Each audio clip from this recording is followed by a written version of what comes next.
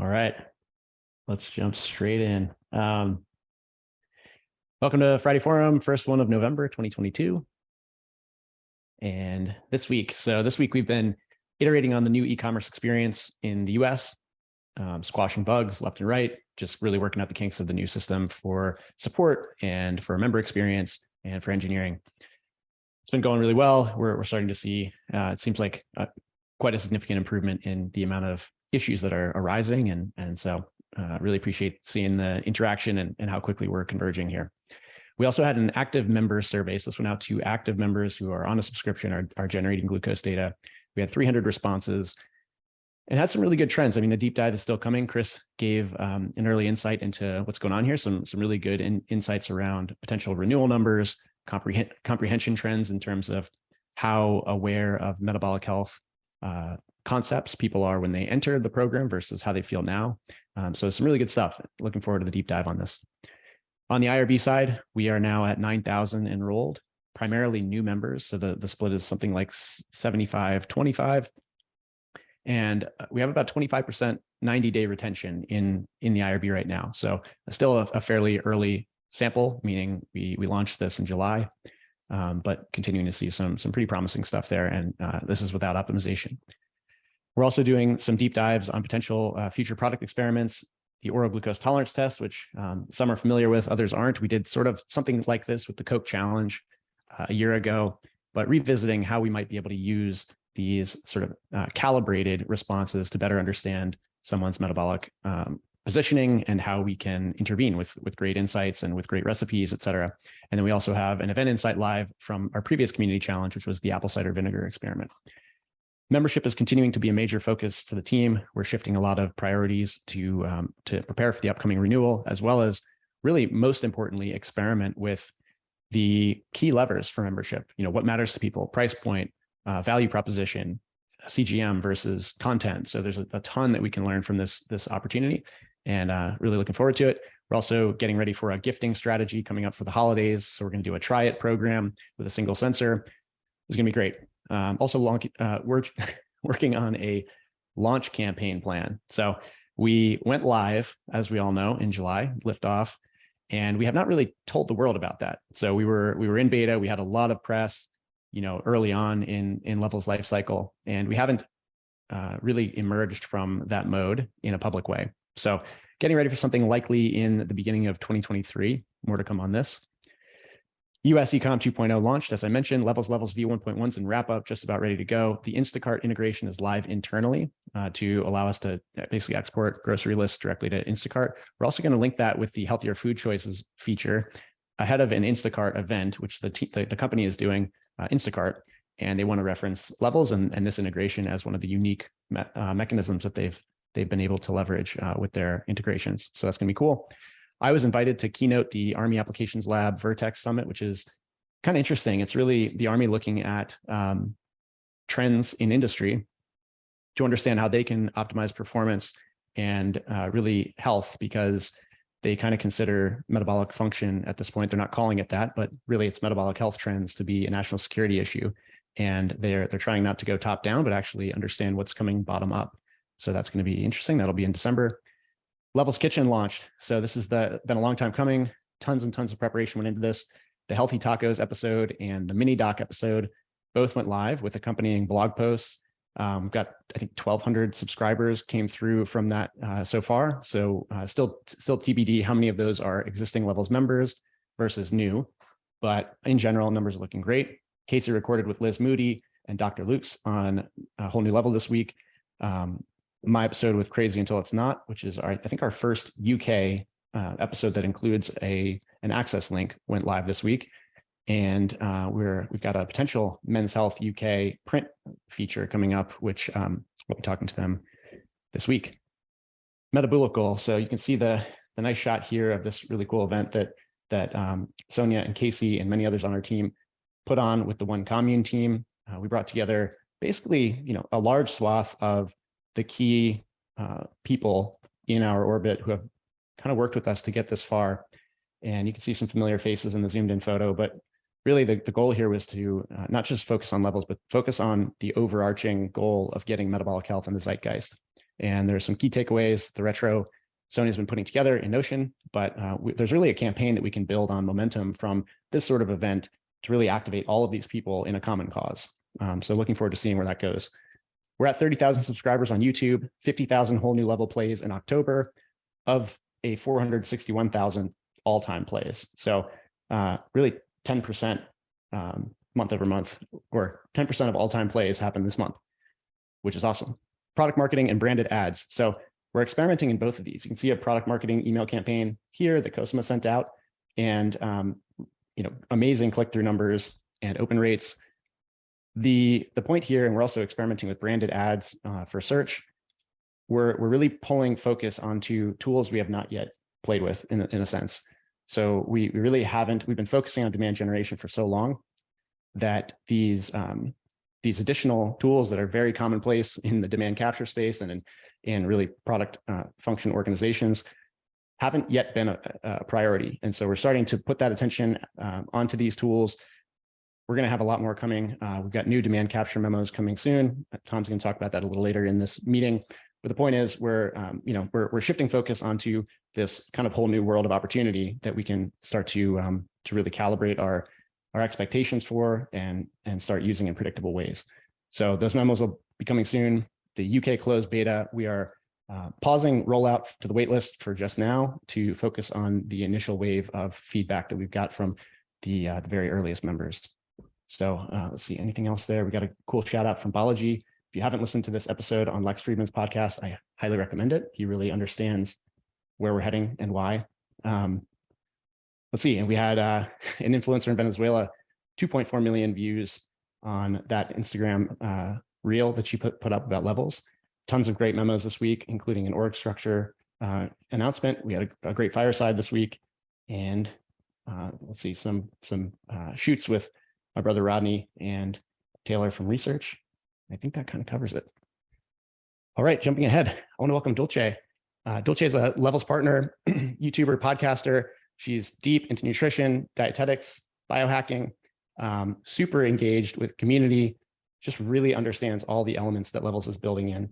And Dulce's been a really awesome supporter for us. Super excited to have you here this morning. I appreciate you setting some time aside on your Friday morning to come and talk to the team. I would love to just hear your thoughts on metabolic health, Levels, maybe in particular, and your experience so far. Hi, Josh. Thank you so much for inviting me. Thanks for the introduction, and I'm actually honored to be here as a guest today at Levels. Well, my main goal, sharing my own experience with how different foods are spiking my glucose in different ways, is basically to educate the Latino community, who is 90% of my audience, Spanish speakers who live here in the States. And actually they are not aware or informed about the importance of glucose spikes and how that affects your metabolism and your health in general. They don't know. And I know that it's not even common among the white population, but it's even less common among the Latino population. When they hear about glucose monitors, because most of them haven't heard about CGMs, but just common monitors, they relate it right away with diabetes. And it's something that they think is far away from themselves, and that is a disease that you can't prevent, and it just comes at some point of your life, and that's it, especially among the elderly, because I also work with thousands of people over 65 years old, and they think that it was just out of luck. So in my own experience, when I started sharing my glucose spikes using the CGM from Levels through Reels, YouTube, my podcast, well, people that listen to the podcast is a little bit more educated, but the most common question and response from my audience is that, I'm so sorry, Dulce, that you have diabetes. I hope you get better. That is the first response I get. And it was so interesting hearing that. Or this is even more interesting. Some colleagues, nutritionists who speak Spanish, living in the States, who also have a large audience on their social media, who are supposed to educate people in the nutrition field, were sending me direct messages asking, why would you measure your glucose response? Why would you measure your glucose? And that was pretty funny. And my answer was literally, why not? And then I started the discussion. It was good polemic. So my plan for my next podcast is to talk about the thermometers, how they were discovered, and how indispensable are now that everyone has one in their homes. Same with intelligent watches. Everybody is wearing one to track their steps, their heartbeats, and how CGMs should be as necessary as those gadgets that we use as part of our lives. So what I realized during these months as a conclusion of talking over and over again about glucose topics, one video after the other, they've been really successful. I actually have a glucose playlist on YouTube that you can find. If you guys speak Spanish, you're more welcome to see it. That there is a huge opportunity in the Latino population, which is actually really prone to get metabolic syndrome because it's part of the statistics. We have it over there. And at the same time, people are getting super interested in CGMs. They get interested. They are asking me a lot of questions, but they need the right information in an easy and friendly way. So yeah, that's basically my experience. I love it. And yeah, it's so, for a team like us who are kind of living this all the time and thinking about it regularly, it can sometimes be challenging to step outside and zoom out, 3 layers, and realize that even people like you mentioned who are in this is their professional career and commitment to help people understand their own metabolic health, are confused about why you would be paying attention to metabolic markers like glucose continuously. So that just kind of goes to show how much more opportunity there is really to improve education across the experts, who can then trickle that into their audiences through their own personal style and approach. I mean, if it's the Spanish speaking community and how you specifically can reach that audience, it's so amazing for us to be able to communicate directly with you and share what we're building. And so, yeah, just, really, I appreciate you sharing that example, and also really excited that we're leaning into the educational element of this as a key, pillar of what we're building. So, definitely reminds us how important that is. Dulce, if there's one thing that you wish that we had already built or would focus our attention on, what could Levels do, whether it's a product feature, a new product altogether, a new service, what can we do to improve? Oh, wow, that's so interesting question. I wasn't expecting that. I really love it. Probably a little bit more easy to read the graphics. Probably that. I don't know, more colors, but in general, it's been super easy to use when I show it to my clients, for example, and they get interested in it. When they see the graphics, they tell me, "Oh, is it complicated? Why graphics?" And yeah, probably just a little bit more friendly in that part, but in general, I think it's pretty awesome. And Jackie is right. Lauren is gonna come to my podcast soon, and we're gonna have the interview in Spanish, by the way. Amazing. Well, that's going to be awesome. Unfortunately, I'm going to need the translated version. I've lost I'm a bit rusty on the Spanish these days, but I'm super excited to hear that conversation. And also, I think what you mentioned there on product improvement, it's just again, another reminder about how our product can make the most impact for people. It's not about complexity. It's not showing charts and graphs overlaid on top of each other. It's really translating that into actionability, insights that people can use. And so something that we, especially as we move beyond glucose into many molecules of tracking, which we hope to one day be able to do, keeping that approachable for people is core. Dulce, is there anything else you'd like to share with us? I really, again, appreciate we all really get so much value out of hearing these direct insights. No, thank you so much, Josh, for inviting me. And I will be more than happy to keep sharing my experience with my audience, my clients, my elderly, and my viejitos that I call. people over 65 years old. And yeah, I'm super excited to have also Lauren in my podcast soon. So Can't wait for it. Yeah, wait for it. Looking forward. Well, thank you again from the whole team. And if you'd like to stick around, I know you're super busy. If you'd like to stick around for the rest of the meeting, please feel free to do so. We'll dive into some of the stuff we're working on here. But outside of that, again, thank you for sharing your time with us. Thanks to you guys. Bye. Bye-bye. All right, culture and kudos real quick. So just one thing, if you weren't able to make it to the fireside that we did yesterday on the culture survey retro, highly recommend doing that. There's a lot of great takeaways, a lot of good conversation about some of the key themes that emerged there. And also, I think most importantly is probably a recap connecting the prior surveys to the outcomes. What has changed between the Q2, for example, and the Q3, which is really important to just, all of us remind ourselves that we are making constant improvements. These aren't things that are just dragging us down quarter over quarter. And then, yeah, I just wanted to highlight the metabolic event there with a ton of great people. You can see Rob up front, Jeff from One Commune, Sean Stevenson, a bunch of other great people in the crowd there. Wish I had been able to make it, but looking forward to the next steps with these sorts of events. Okay, Ms. I'm taking this one. Yeah, cultural Awesome. value of the week this week is don't ask how you can help, just help. And when I think about this value and how it presents itself in members of our team, in my mind, it ultimately comes down to creating and building a roster of action-oriented operators.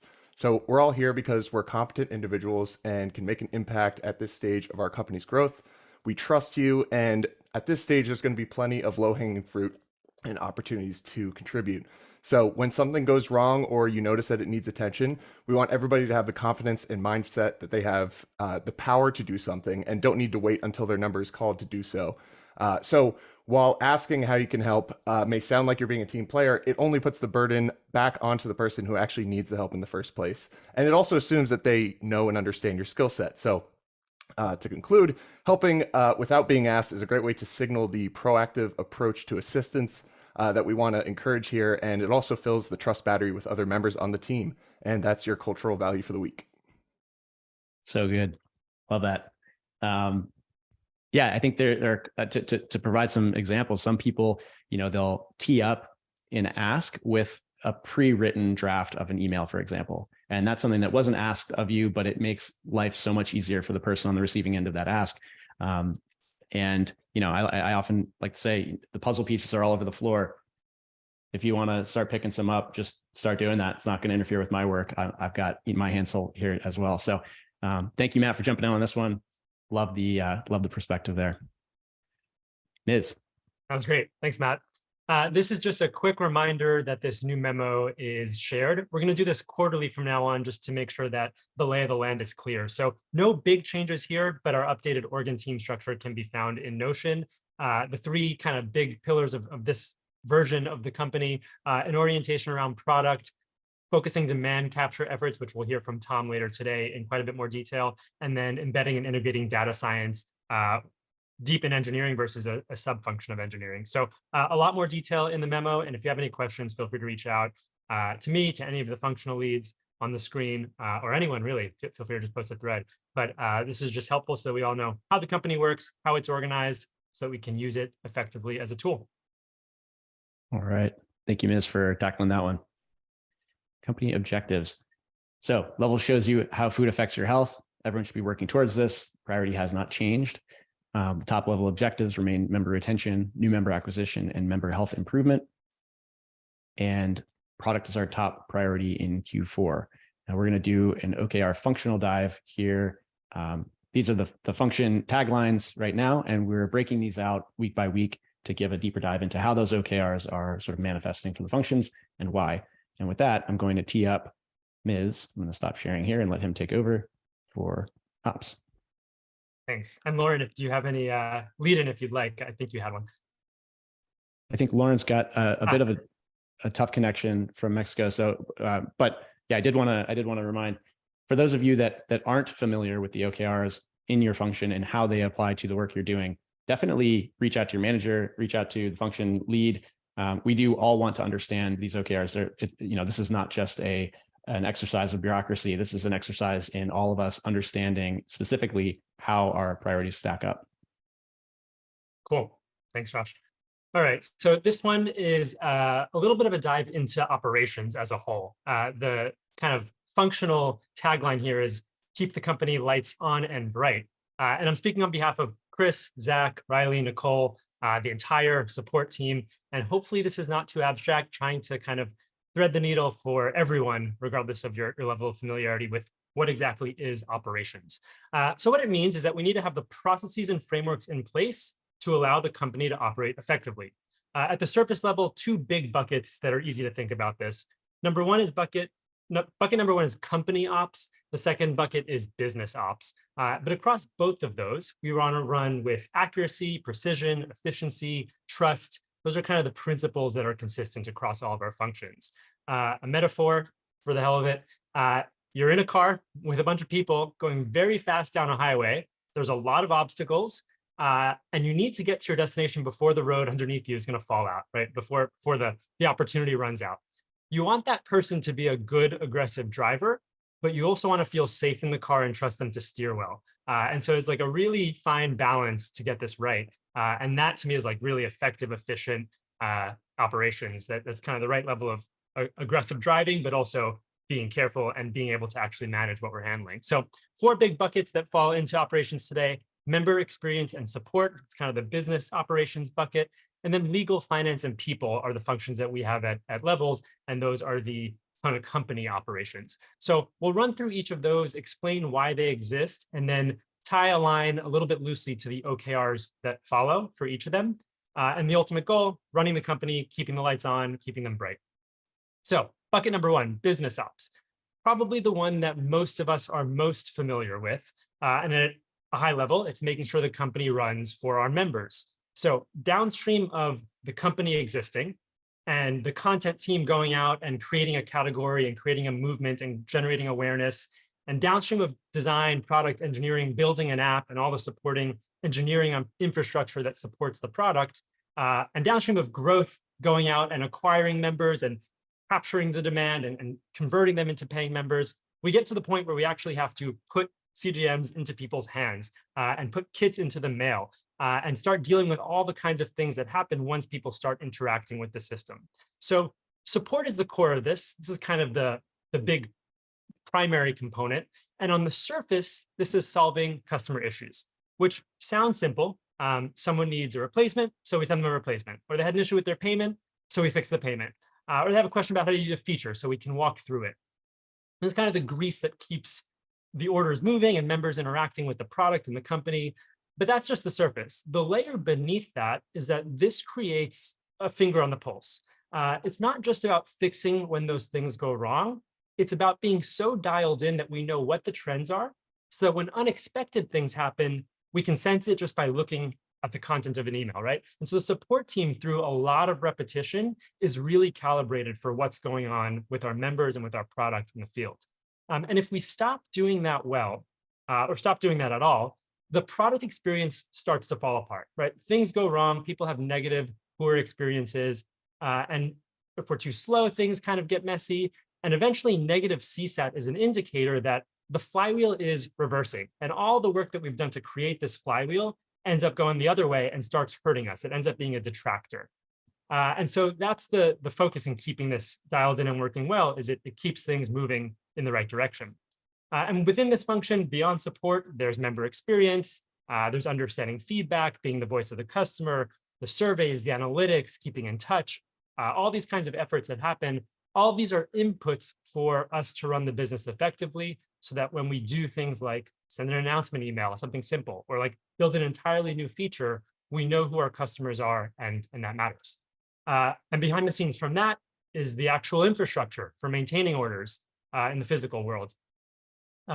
This is, processes, systems, rolling out things like e-commerce and taxes, designing the boxes that the kits go into, someone to look after the inventory to make sure we have enough of those boxes, a forecast for orders so that those facilities are staffed correctly. And so there's a management of performance on order fulfillment that has to happen. If an order takes a week to get out, it starts to hurt. If it takes a month, we're in big trouble. So keeping this calibrated and running is important, and that's part of the equation is having a partner like TruePill, but many other partners as well. So member experience is all these things, but the focus distilled down, it's running levels the business. It's the forecasting, the planning, the team management. The team has to exist, communication internally, and just generally being connective tissue that holds things together within the company. So the OKRs for member experience are specifically around member support, around order fulfillment, around experience itself, and managing vendors, and just playing a role in the quality of the service that we're delivering, and making sure that we're capacity planned effectively, we're collecting outreach, we know all these different pieces. The specific SLAs that you'll see, that the metrics that you'll see are SLAs, service level agreements, NPS, Net Promoter Score, CSAT. These are all measurements of how we're doing. And generally CSAT, if you get these right, it means that everything underneath is kind of working effectively as well. So if we were to have issues with refunds, that means that our finance policy might be a little bit tricky. I was complaining a few weeks ago about trying to cancel my New York Times subscription. And that's an indicator that, like, in the company, these functions aren't working well together and there's some unhappiness. If there's issues with the product, that points to product and eng having some issues. If there's issues in CSAT that point to broken promises or people being confused, that's a marketing issue. And so generally doing this well, having good CSAT, means that all the other systems are working well, and support is kind of the top level indicator of all those, and it's kind of built to scale with all that. So that's that kind of member experience support function. One level deeper, a little bit more abstract. We needed a company to get here. And so June 2019, Josh runs into Sam. You can check the podcast for more details. And they decided that they wanted to start a company. So they had an assemblage in LA and brought a bunch of people together, organized around an idea. And with that idea, they grew to a team of co-founders who agreed to start this company together. And now we have a founding team. But to make that actually turn into a company, they needed to file paperwork. And so we registered with the state of Delaware, made it official, probably went to a lawyer to help out with that, fill out some applications, and we have a company on paper. What is a company? It's a bunch of contracts. And when we think of contracts, we usually think of lawyers. But to kind of zoom this out a little bit, enter legal, contracts exist. They are what the company actually is at the core. Contracts between us and our investors, shareholders, with employees, each of our relationships to the company, with the vendors we've got, software providers, all these different pieces. And that's the DNA that creates a company. And it turns out that the quality of those contracts really matters. If we structure them the wrong way, we can kill the company. And many companies have died this way. We could sign agreements that expose us to a lot of risk or responsibility that we shouldn't take on. We can sign agreements that make us unattractive for further deals or agreements if we have obligations, financial or otherwise. It can control our information. Colloquially, poison pills may sound dramatic, but the spirit of that holds true, and that is the essence of legal, right? It's making sure that we're making good decisions, we fulfill our obligations across our contracts, and we can run the business the way we want to. And so within legal, we want to make sure that we're giving opinions to the company that keep us in bounds, that we are aware of what we can do, what we can say without getting into trouble, that we have a governance structure, a board, that we have the right relationship with our investors. And generally, the goal is to create a structure whereby the team can play both offense and defense effectively and just operate on the field legally. So the legal OKRs you'll see are around contracts, governance, legal opinions, negotiating contracts, surfacing our obligations. All of these pieces are in place to make sure that we can operate effectively. We're buttoned up. When someone gives us tens of millions of dollars, which is the situation we're in, we want to make sure that our obligations are clear and that we inspire confidence. And so a healthy legal system is what gets us there. And then for the team, having usable guidance on how we navigate things like HIPAA or tax or FDA or all these kinds of things. So all that's great, and we can build a really responsive legal function, but we need money to do that. Enter finance. Money is our strongest tool, and without it, we're just a pile of contracts. So we can have a big mission, and based on the culture survey, we all know what that is, to solve the metabolic health crisis, but capital resources are what get us there. And you don't have to look far to find a lot of companies going down in flames, running out of cash, closing their doors at a moment's notice. There's a lot of these stories you don't hear too, where companies are scraping by week over week to make payroll, And that's not a bad thing. It's just the reality of the board game that we're playing and the pieces that you get. On the flip side, with good management and good decisions and some good luck, you can use capital as a tool. You manage your burn, you sign the right contracts with the right term lengths. You have systems in place so that you can focus on the right level of strategy and planning instead of just paying the bills cycle to cycle and getting caught in that structure. So expertise and perspective matters here in a real way. And you can kill the company or make the company. Something as simple as the tools that we use, the processes that we put in place. If you have expenses to pay, but we have an expense policy that doesn't allow you to buy anything and you're totally slowed down, we're in trouble and we're hurting the company. If we have a planning process that's too onerous, we spend more time planning than actually executing. And we ultimately need to know what we're spending on and whether or not we're doing it responsibly. And so finance OKRs that you'll see are around these areas: planning, reporting, managing risk, making sure we're complying, and capital management in general. We've got a big balance to manage and a lot of accounting to bring that together. And last one on the home stretch, we get to us people. We all have, like we saw earlier, a contract with the company that outlines our agreements. But in order for that to work, we need a culture, more than just values, like how we actually work together. We can have the best mission, but if it's not a great place to work, where we're empowered, trusted, fairly compensated, recognized, a lot of that doesn't actually matter. And so all these policies and structures that we've got are intentional. To me, it's one of my favorite parts of Levels. One of the things that attracted me early on is that we had an early team of founders that cared deeply about building a great place to work, focused on people, built on values, rooted in principles, trust. And that's very easy to take for granted. But these principles are all really intentional and built into what it means to build a company. So every single decision that we make across all the people policies, across what it means to run the company, those all affect what it feels like to work here. And it's subjective, but also really measurable. That's why we have the culture survey. And then you add that we're innovating in the space and doing this remote and async thing. And then the whole way of working, of just kind of taking old HR policies and pulling them off the bookshelf and implementing them, it's not that simple. And that's not what drew us here. We want to do things intentionally and really think through them. And so to pull a little thread, as soon as you start looking into any one of these policies, you start to realize how all of these are connected. So we'll take an example of employee compensation. On the legal side, we have obligations in terms of ownership contracts, equity, what it means to be an employer, what we have to comply with on the state side. On the finance side, like we can pay everyone all the money, but then we'll run out of it in 3 months from now, and then the company is not here. And so we need to find the right balance of responsibility to the company, responsibility to the people, and thinking through how we promote development and impact, allow for growth, all these kinds of structures. And then on the people side, we want a system that's fair and trusted across geographies and cultures. And that's really, really hard to get right. It's a delicate balance. There's emotion, there's reason, there's sensibility, responsibility, just a big, big dance to get all these factors right. And so all these functions start working together to kind of find the right balance. And so every single thing we implement that a lot of us just kind of assume is in place, you really have to think through how these all fit together and what's in the best interest of all these contracts that we've got that are all conflicting with each other that need to be balanced.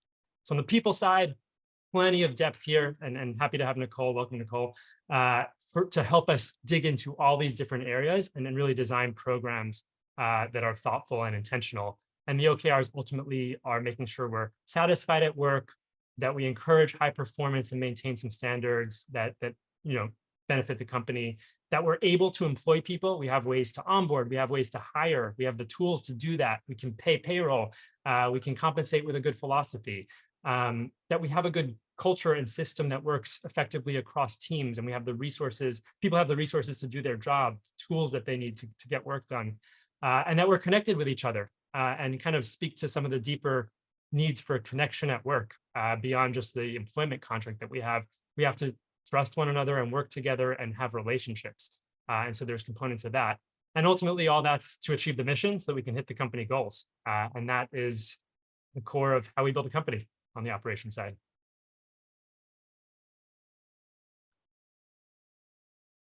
I'm out of breath.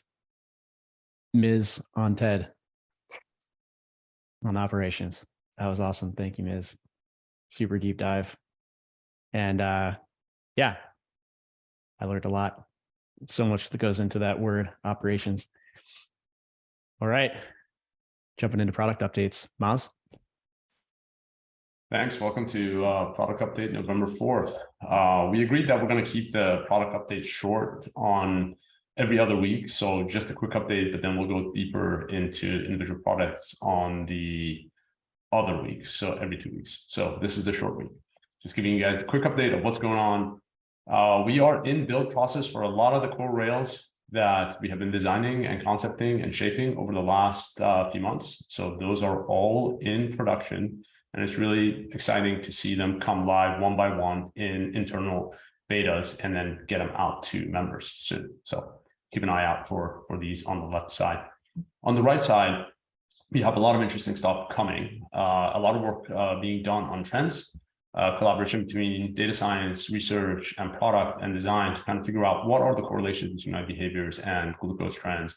What are the correlations between glucose trends and outcome metrics. So a lot of great work is being done there and a great cross collaboration. And the intention there is really show more insights to members to help them tune their behaviors and help them get to their goals. And this could manifest in many places in the product, whether it's weekly recaps, whether it's in time, real-time feedback. So really excited to see what comes out of that, and big thanks to the team who worked on that.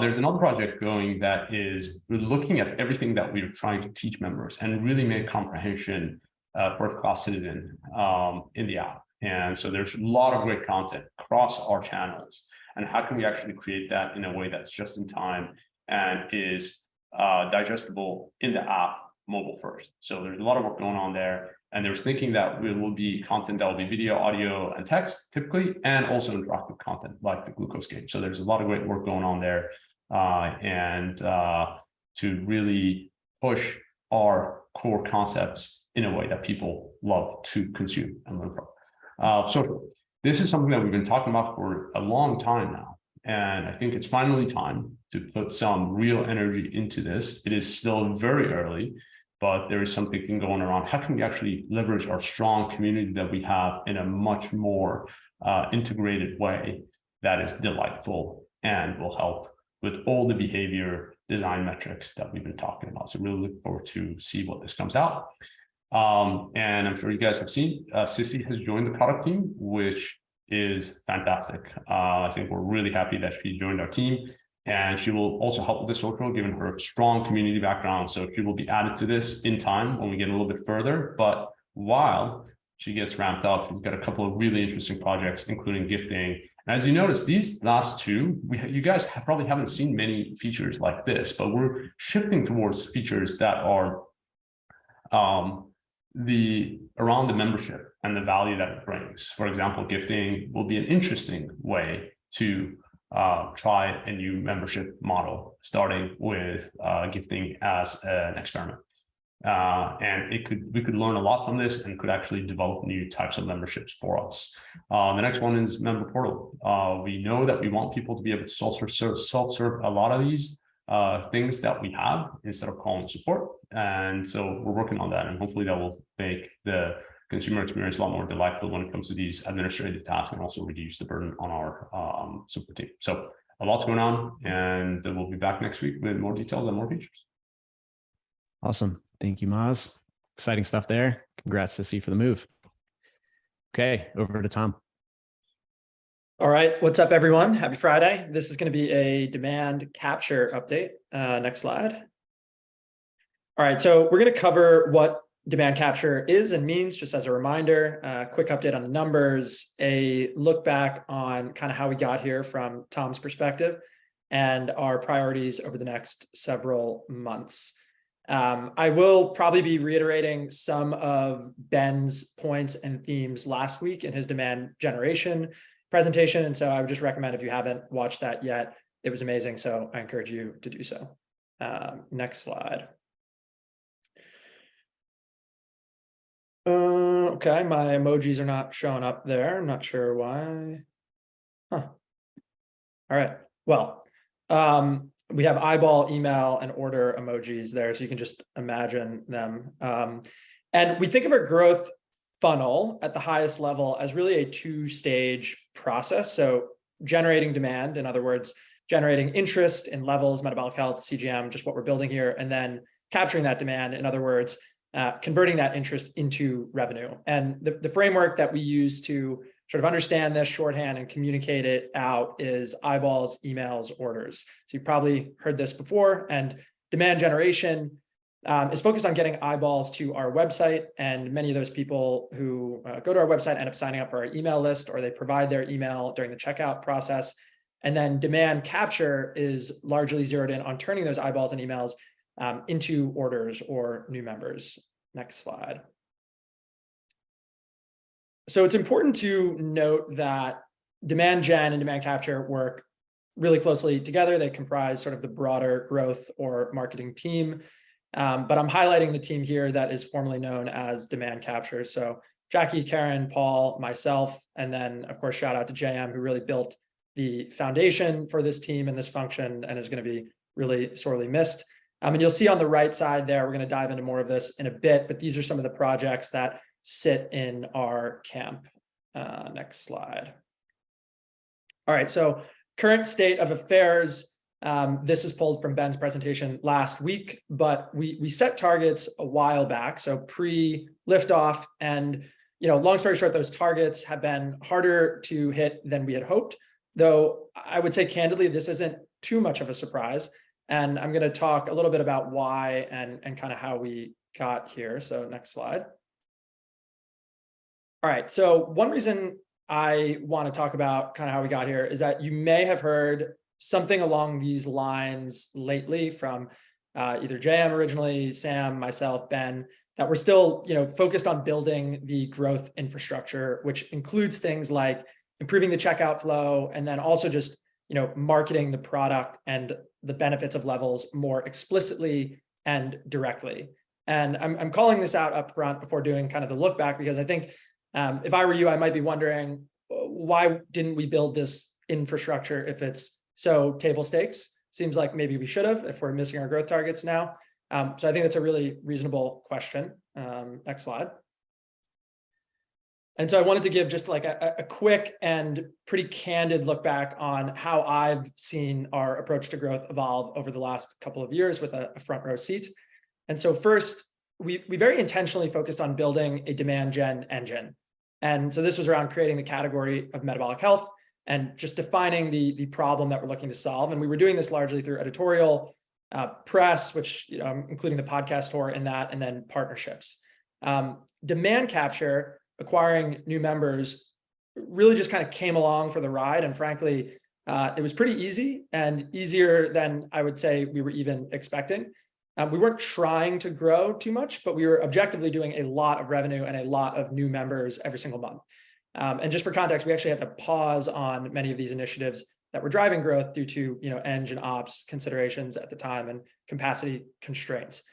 So as a result, we didn't feel urgency around diverting our very limited resources away from education and building the organic growth engine that we knew would be really sustainable and set us up for success long term, and towards some of the more common consumer marketing tactics, things like performance marketing, more just direct selling to our email base, more product marketing on the site, and then putting end resources towards making the checkout flow better. And these are some of the things we mean when we say like table stakes marketing. So then at that point, we set pretty aggressive growth targets, as venture funded companies must do. And the hypothesis at the time was basically that enough people who were reading the blog, i.e. enough of the demand gen efforts, were going to kind of naturally convert well enough that we're going to hit our targets in spite of not doing a lot of sort of the common growth tactics. And long story short, we found out over the last few months that, in fact, this would not be enough to hit these aggressive targets. And so we are now more quickly, I would say, than we otherwise would, turning our attention to some of these table stakes like growth engine initiatives. And they were always on our roadmap. I think in just any perfect world, our demand gen efforts would have been enough to hit the targets for a while, and we would have taken our time a little bit more. So this is what we're focused on now. And I would say by the end of Q1, or certainly in Q1, we're gonna have a much clearer understanding of like what our growth trajectory looks like. Next slide. Again, these emojis aren't showing up, but all right, so back to priorities here. So these are some more kind of growth truisms that you may have heard already. And the bottom line is that we're trying to get more eyeballs to the site as always. But the thing to reiterate here is that there's really a refocusing and putting more of a relative focus than we ever had in the past on turning those eyeballs and emails into orders. Next slide. And so this is currently what our funnel looks like in a given month, roughly 200K unique visitors to the site. And about 1% of those people are ending up actually converting to new members. And then, ballpark 15,000 new emails and often more checkout starts, 20, 25, 30,000 per month. Next slide. All right, so the quantitative objectives right now for demand capture are to improve our conversion rate. And I made a note there, just to give you a sense of how much leverage there is here. We get up to 30,000 checkout starts a month. So if conversion rate improves, say just 2%, which is not insignificant, that's difficult to do, but if we improve conversion rate by 2%, that means up to a 30% increase month over month in new members. And then the second one here is just to grow 10% month over month. This has been a goal for a while. And the only thing I would just call out here is that we're really focused on improvement month over month during this period of sort of building the core infrastructure. And we don't need to do like a certain total volume, say, over the next 6 months. We're really just looking to improve month over month. So if last month we miss our target, the goal still for this month is to grow 10%. Next slide. Okay, so these are the priorities right now that are driving those two objectives. More to come on all of these. They're all going to have like their own, if they're new at least, their own memos and DRIs and updates on forums. But I'm just going to provide a very high level overview. So Karen is working on the checkout redesign, which we're actually calling sign up redesign. Sorry, Karen, for not making that change. This includes improving product marketing as well as just reducing the friction in the mechanics of the process. And I put an asterisk there because she's also going to be exploring like pricing experiments, and that's going to interact with work that Maz and Sissy and the product team are doing around membership value. Paul's going to be kickstarting email and lifecycle marketing. So think of this as we get 15,000 emails in a month. What do we do with those emails in order to convert them into members over the next 1, 2, 3 months? And the short answer is, not a ton right now beyond sending them editorial content. So there's a lot of opportunity there. Paul's also going to be focused on some paid retargeting ads. So we've long held off on traditional paid social advertising. So think like Instagram ads, but we'd like to start this in a limited capacity, specifically retargeting folks who have already demonstrated interest, right? They've been to our website or provided us their email. And so you think of this as like collecting a lot of the low-hanging fruit that's out there. Partnerships, which Jackie's going to continue to focus on.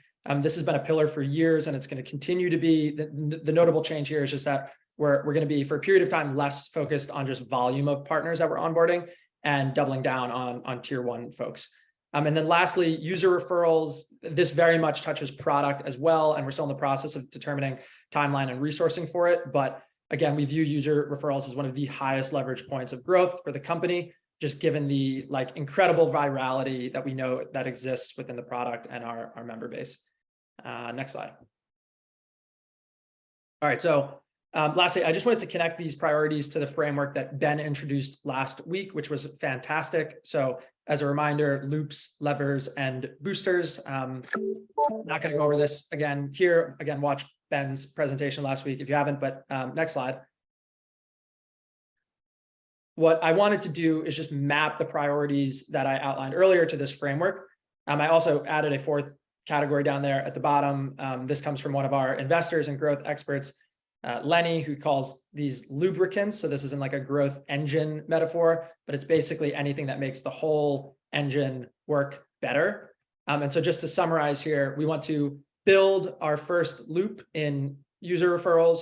We want to create 2 additional growth levers in paid retargeting ads, as well as just a more reliable email funnel. We're going to continue with the partnerships work, and then lastly, and probably most importantly right now, we're going to improve the website and checkout experience in order to increase conversion rate. Next slide, I think last slide. Yes, lastly, I'm going to be sending out a memo that walks through some of this in more detail after this meeting, and Ben's also a new memo that he put out. Growth, our one-pager approach to growth is fantastic. So if you want to dig into any of this more, that's where to go. That's it. Well, I think everyone got a ton out of that. I know I did. Thanks a lot, Tom. Looking forward to the memos. Can't wait to start investing in demand capture aggressively. I think that background context, there's a ton. If you look back through our memos and strategy documents in the past, you'll see just how asymmetric the efforts were, given that we were in this sort of synthetic supply demand circumstance where, we had a beta with a maximum cap that we could serve, and we had to limit our growth levers. So this is going to be a new phase for Levels, and I can't wait. Quick hiring updates. We've got Juan. Actually, Adam and Raphael are starting on Monday, and Juan starting the following week. So super excited to have the team growing again with some awesome people. And with that, we have closed out the backend software engineering role or hiring need. So we're now, we have general applications, and we have the R&D engineering still open. If you're looking at Levels, interested, waiting for an opportunity, definitely check out our careers page, send in a general application. We have a talent pool that we keep warm with all the information that's going on here at Levels. And of course, we always want to meet great people. But awesome work to the Eng team closing that out. All right, got a couple minutes here for individual contributions. Stop the share. We use the reactions button down here. You can hit raise hand. I'll go ahead and go first. I think I just kind of did mine professionally, the demand capture stuff, and just like building this new muscle up in the company, shifting our focus and attention. I'm excited for it. This is a huge opportunity. We can look glass half empty, half full. And I think just seeing the numbers, it's really charging me up to watch the team go to work. And I appreciate Tom and everyone else, like just working so reflexively to make this happen. Seeing Sissy shift over, just all the stuff that's happening, it's going to come together into a symphony. I can see it happening. And then personally, I got some family in town this weekend, so it's a little bit cloudy and humid out there, but hoping to also work out a bit. All right, that's me. Anybody else? Rebecca. So professionally, I've actually had a lot of fun with this new Commerce 2.0. I think it's been fun working out the kinks and working more closely with the engineering team, and Taylor taking lead on this has been super helpful and amazing. I feel like I'm getting a much more deeper understanding of what's actually going on when people, sign up and everything. So it's been really fun and a little bit of a different change of pace than usual. And then personal, things are good. Life is good. Just enjoying it. It's my second year in Florida, and it's just nice that we're not heading into a cold winter. It's 85 degrees outside right now, so I'm really happy about that. That makes one of us. Chris. I just want to second Rebecca's comment around e-commerce. It's been really rewarding to watch the support team work with engineering real closely. It's very similar, reminds me of when we went through liftoff, of that kind of like whole new world, closed loop, get that feedback, solve the bug, identify what's really a new issue, to kind of some of Mrs. comments. So like, is this normal or is this something new? And being able to pick those signals up really quickly was very fun to watch the team. And also, for the team members to kind of, learn new skills. I mean, Rebecca talked about like understanding how orders work. Like a lot of this, we used to rely on people like Braden, who knew it like the back of his hand, and watching the team step up to kind of like go deep around how the mechanics and the webhooks and what means and what's a successful order and why did it get stuck and how do we unstick it? Like, it's just great to watch. And then super excited for next week to be in the Bay Area for a small meetup, but also really to be on site for the True Pill and the launch of over the counter for the IRB, removing some of that friction. So to make Tom's job easier and Karen's around like making more lubrication in the flow of removing some of the hard steps. So that's going to be a real big kind of unlock for the company and a big milestone that we've been waiting for ever since the IRB got approved. So super excited to watch that come together. And then personally, as of 2 days ago, winter is here. We probably have 6 inches of snow, fully covered. I've already think about, I need to put the blade on the tractor and start thinking about plowing. I'm not prepared for it. So, and Starlink is officially hooked up for the entire ranch. So Farm Assemblage 2023 will now have high-speed internet across the entire, plantation. So yeah, so making improvements to the infrastructure for, next year. All exciting developments. I will be there to use your Starlink bandwidth. Anyone else want to jump in? Personal, professional? All right. Oh, got Ms. I'll drop one in, not on the call, given Singapore time zones, but really fun seeing Farhan on board into Eng. He's just been all over the place in terms of like making improvements and patching things and giving feedback. And so it's always exciting when people come into the culture and they're so excited about it from the outside that they just dive right in and get started. So been enjoying seeing him on board. So welcome, Farhan. Yeah, +1. Cool. Well, I think that was a super informative and awesome meeting. Lots to look forward to. Lots of work and challenges up ahead. We're going to learn a ton. It's all exciting. So, all right, everybody, have a great weekend. Thanks for contributing. Thanks for all the work this week. See you next week.